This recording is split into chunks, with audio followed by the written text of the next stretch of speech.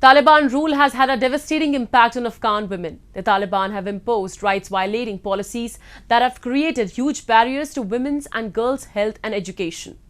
In the latest diktat against women in Afghanistan, the Taliban has issued an order to ban Afghan women employees of the United Nations from working throughout the country. A report.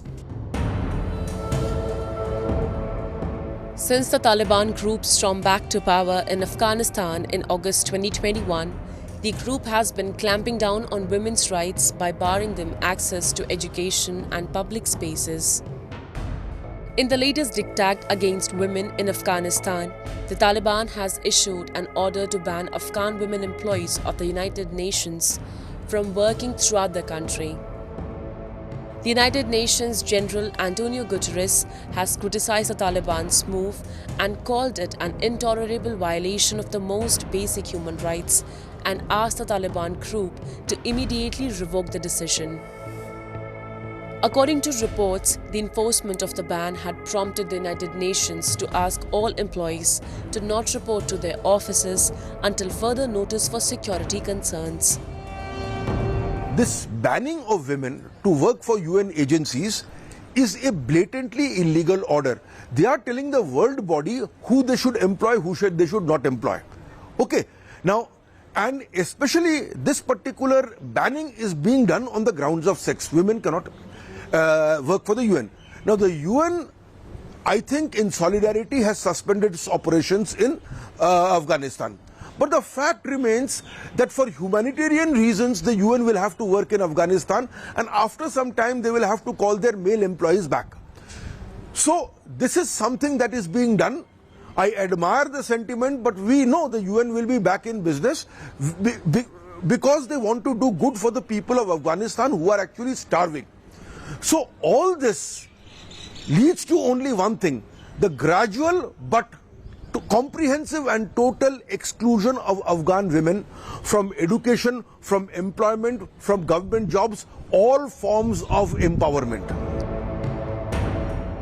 The United Nations mission in Afghanistan earlier expressed concern that female employees in the eastern province of Nangarhar had been stopped from reporting to work. Taliban restrictions in Afghanistan, especially the bans on education and NGO work, have drawn fierce international condemnation. But the Taliban have shown no signs of backing down. Earlier, women have been banned from universities and working at national and international non-governmental organizations. The Taliban had promised to respect women's rights when they swept back to power in August 2021. But ever since their return, there has been steady streams of setbacks. In March of last year, the Taliban broke their promise to reopen secondary schools for girls.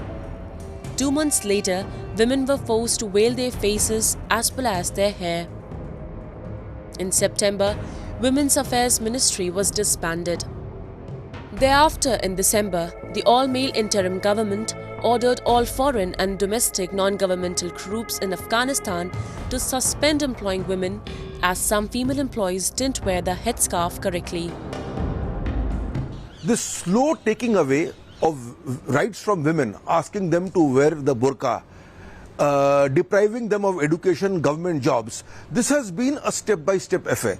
Initially, they were told not to come to the universities so that steps could be taken to ensure that they would be protected after they came back. We know that once they were barred from the universities and later from the schools, no steps were taken because there were no steps to be taken. They were actually safe within the schools and the universities. This was a step to ensure that they would leave the colleges and universities without any protest. And they succeeded. Once they were excluded, they were now told that you could not come back and you can't do much about it now. The same step has been applied to women employees in the government. This step-by-step in exclusion of Afghan women from society is part of Taliban's agenda. The Taliban regime has failed to earn recognition from any UN member state because of their rigid and intransigent mode of governance, their inability to transform their mindset on issues such as women freedom. Taliban government should understand that the country can't survive in the 21st century by pursuing a retrogressive and ultra-conservative approach.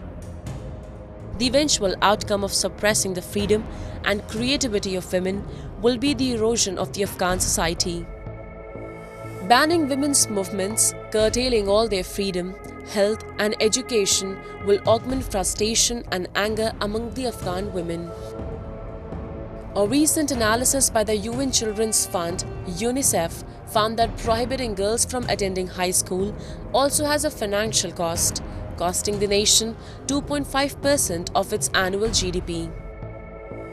According to UNICEF, if the 3 million girls in the current cohort finished secondary school and entered the workforce, the Afghan economy would grow by at least $5.4 billion. However, it appears that under the current circumstances, their contribution is headed towards zero.